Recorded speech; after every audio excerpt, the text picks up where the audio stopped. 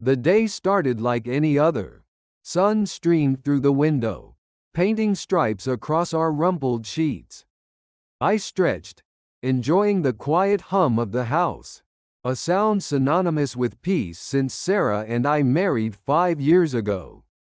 We had built a life on trust, shared laughter, and an unspoken understanding that we were each other's rock.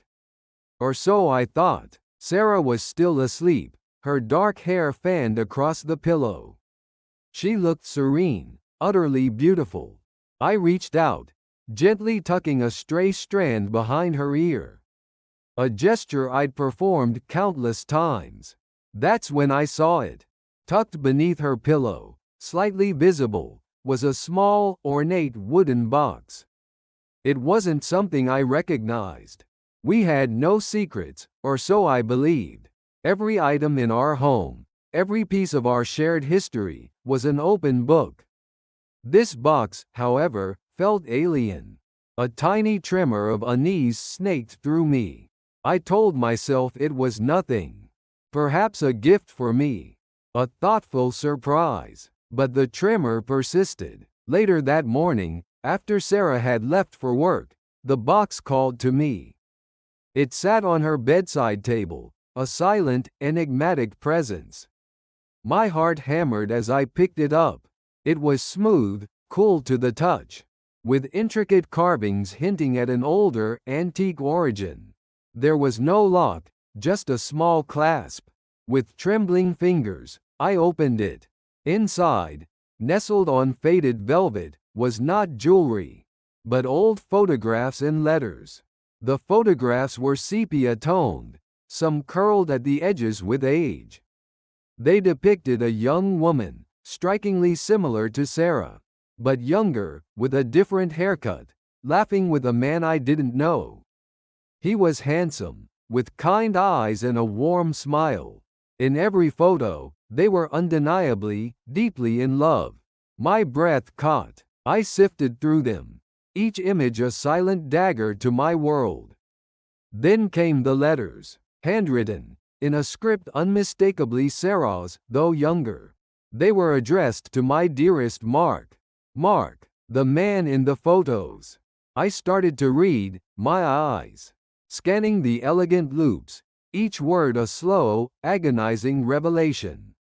The letters spoke of a past, a life before me, filled with an intensity of emotion I had always believed was uniquely ours.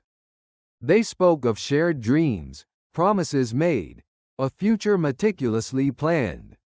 A future that did not include me. One letter, dated just a few months before we met, detailed their plans to elope, to start a new life in another country. It spoke of a love so profound it transcended everything. Another, even more damning, hinted at a secret they shared, a burden only they could carry. The words blurred. My mind raced, trying to reconcile the woman I loved with the person who wrote these passionate, heartbreaking declarations to another man. My Sarah, my rock, had a past, so deeply hidden, so profoundly impactful, that it felt like a betrayal.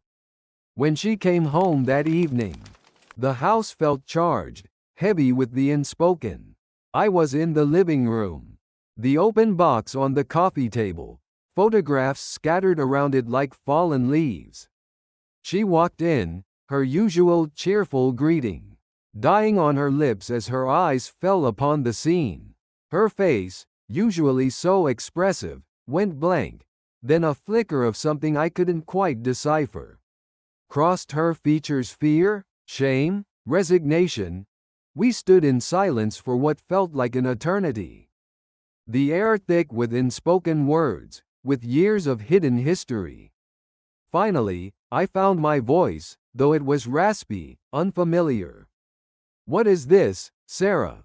My voice was barely a whisper, yet it echoed, shattering the illusion of our perfect life. She didn't answer immediately. Her gaze was fixed on the box, on the tangible evidence of her secret. Her shoulders slumped, and she looked utterly defeated. "It's my past, David," she finally said, her voice a fragile thread. A past I thought I had buried. The story unfolded slowly, painfully, over the next few hours. Mark wasn't just an old boyfriend, he was her first love, the man she had planned to marry. They had shared a profound secret that ultimately tore them apart. A secret she couldn't bring herself to share with me.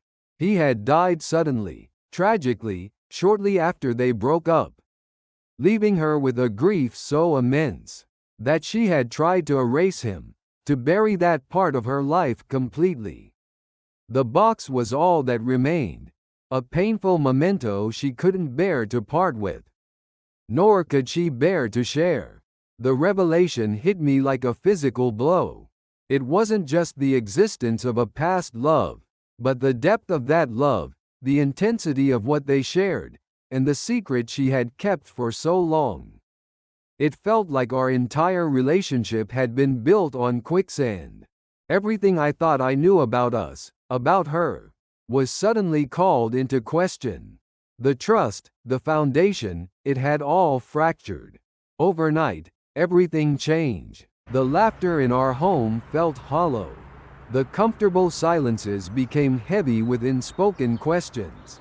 Her touch, once a source of comfort, now felt distant, laden with the weight of her hidden history.